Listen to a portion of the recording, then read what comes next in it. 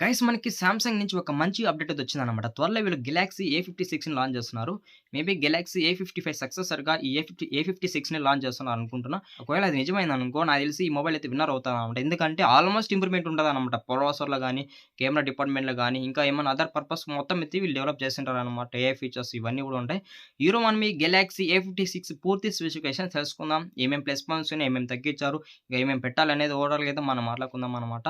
కాబట్టి వీడియోని ఎవరు స్కిప్ చేయొద్దండి గాయ్స్. అలాగే నా చిన్న రిక్వెస్ట్ నా ఎఫర్ట్స్ మీకు నచ్చినట్టయితే ఒక లైక్ అండ్ సబ్స్క్రైబ్ అయితే కొట్టేయండి గాయ్స్. మనము గెలాక్సీ ఏ56 డిజైన్ అండ్ బిల్డ్ క్వాలిటీ చూసినట్టయితే మనకి ఫ్రంట్ అయితే ఫ్లాట్ డిస్ప్లే ఉంటది. బ్యాక్ అయితే గ్లాస్ ఫినిష్ ఉంటదనమాట. సైడ్ అయితే అల్యూమినియం ఫినిష్ ఉంటదని చెప్పొచ్చు. ఇది స్టీరియో స్పీకర్స్ రాబోతుందన్నమాట. 3.1 జాక్ అయితే ఉండదు. అలాగే ఇన్ డిస్‌ప్లే ఫింగర్ ఉంది. IP67 వాటర్ రేటింగ్ ఉందని చెప్పొచ్చనమాట. డిజైన్ గాని ఐడెంటిఫై చేసినట్టయితే మీరు S25 నార్మల్ చూసినట్టయితే మీకు డిజైన్ ఏ విధంగా ఉందో అదే డిజైన్ మీకు కనపడతదనమాట. ఇక మనం డిస్ప్లే విషయానికి వచ్చినట్టయితే ఇది మనకి 6.7 ఇంచెస్ సూపర్ AMOLED డిస్ప్లే రాబోతుంది. ఇది మనకి Corning Gorilla Glass Victus plus protection అనమాట. మీకు ప్రొటెక్షన్ కూడా కొంచెం బాగుంటదని చెప్పొచ్చు. అలాగే 120 హెచ్ రిఫ్రెష్ రేట్ ఉంది. అలాగే HDR10+ సపోర్ట్ ఉందన్నమాట. ఇంకా మీరు మూవీస్ అయితే హై క్వాలిటీలో చూసి ఎంజాయ్ చేయొచ్చు. అలాగే ఫుల్ హెచ్‌డి ప్లస్ రెజల్యూషన్ ఉంది. ఇంకా మీరేమైనా స్ట్రీమింగ్ గాని, ఏమన్నా అదర్ పర్పస్ యూజ్ చేసినప్పుడు కూడా మీకు బెస్ట్ ఎక్స్‌పీరియన్స్ అయితే ఉంటదన్నమాట ఈ డిస్‌ప్లేలో.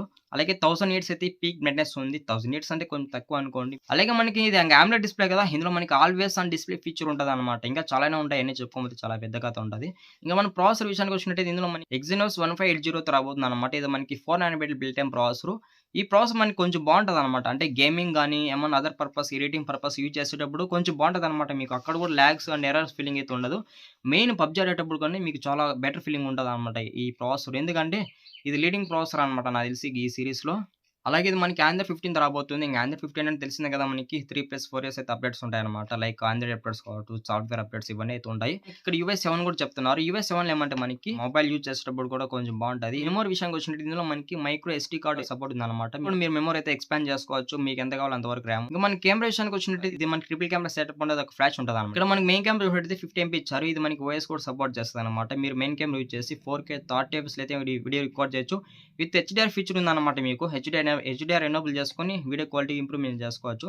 ఇంకా మనకి మెయిన్ కెమెరా నుంచి ఫోటోస్ కూడా చాలా వస్తాయన్నమాట. ఎందుకంటే పీడీఏఎఫ్ అనే ఫీచర్ ఉంది కాబట్టి మీకు ఫోకస్ గాని, అలాగే స్టెబిలైజేషన్ గాని మీకు బావుంటదన్నమాట. మెయిన్‌గా మీరు లో లైట్‌లో గాని, డే లైట్‌లో గాని తీసేటప్పుడు మెయిన్ కెమెరా నుంచి కొంచెం ఫోటోస్ అనేటివి కొంచెం బెటర్‌గా వస్తాయని చెప్పొచ్చు. అలాగే 12 MP ultra wide angle camera ఇచ్చారన్నమాట. 123 డిగ్రీస్ వరకైతే ఫోటోనైతే క్యాప్చర్ చేస్తదన్నమాట వైడ్ యాంగిల్‌లో. కొంచెం బావుంటదన్నమాట చూసేదానికి. మీరు దీన్ని చేసుకొని ల్యాండ్‌స్కేప్ గాని, గ్రూప్ ఫోటోస్ ఇవన్నీ అయితే కవర్ చేసుకోవచ్చు. అలాగే మనకి ఇక్కడ 5 ఎంపీ మ్యాక్రో కెమెరా ఇచ్చారన్నమాట. మీరు దీన్ని యూజ్ చేసుకొని కూడా మ్యాక్రో ఫోటోస్ తీయొచ్చన్నమాట. అక్కడ కూడా మీకైతే ఇంప్రూవ్‌మెంట్ ఉంటది. అలాగే మనకి సెల్ఫీ కెమెరా గురించి చూసినట్టయితే మనకి ఇక్కడ 12 ఎంపీ ఇచ్చారన్నమాట. 12 ఎంపీ అంటే ఫోటోస్ కొంచెం డల్‌గానే వస్తాయి.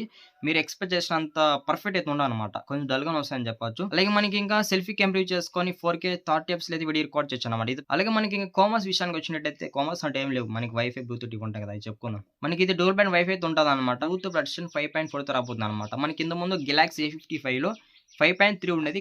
కొంచెం అయితే ఇంప్రూవ్‌మెంట్ చేస్తారనమాట బ్లూటూత్ విషయంలో. అంటే మీరు బడ్స్ గాని, ఏమన్నా సౌండ్ బార్స్ కనెక్ట్ చేసేటప్పుడు ఫాస్ట్‌గా అయితే కనెక్ట్ అవుతదనమాట మీకు. అలాగే జీపీఎస్ ఎనేబుల్ ఉంది. ఎన్ఎఫ్‌సి కూడా అవైలబుల్ ఉందని చెప్పొచ్చనమాట. యాక్సిలెరోమీటర్ ఉంది, గైరో ఉంది. ఇవన్నీ అయితే ఉన్నాయి. ఇక మనం బ్యాటరీ విషయానికి వచ్చినట్టయితే ఇందులో మనకి 5000 ఎంహెచ్ బ్యాటరీ పెట్టారన్నమాట. మనకి ఈ బ్యాటరీ బ్యాకప్ కొంచెం సరిపోతదనమాట. నార్మల్ యూజర్స్‌కైతే. ఒకవేళ మీరు గేమ్స్ ఆడతారంటే సరిపోదనమాట. అలాగే ఇందులో మనకి 45 వాట్స్ అయితే ఫాస్ట్ చార్జర్ పెట్టారనమాట. 45 వాట్స్ అంటే ఈజీగా ఎంత లేదన్నా కూడా 1 అవర్ పైన తీసుకుంటదనమాట ఫుల్ చార్జ్ అయ్యేదానికి. ఎందుకంటే నా మొబైల్ కొనేది కూడా 45 వాట్స్ కాబట్టి నా ఎక్స్‌పీరియన్స్‌తో మీకు చెప్తున్నా.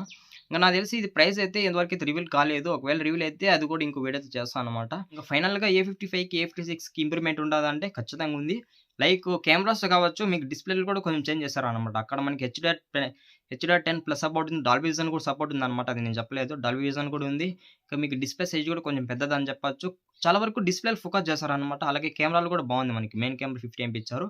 అది కూడా కొంచెం డెవలప్ చేస్తారు. నాకు తెలిసి ఈ మొబైల్ కొన్న స్పెసిఫికేషన్స్ కొంచెం బాగున్నాయని చెప్పొచ్చనమాట. లాస్ట్ వరకు వీడియో చూసుంటే ఒక లైక్ అండ్ సబ్స్క్రైబ్ అయితే కొట్టండి గైస్. మీ సపోర్ట్ అయితే చాలా కావాలనమాట.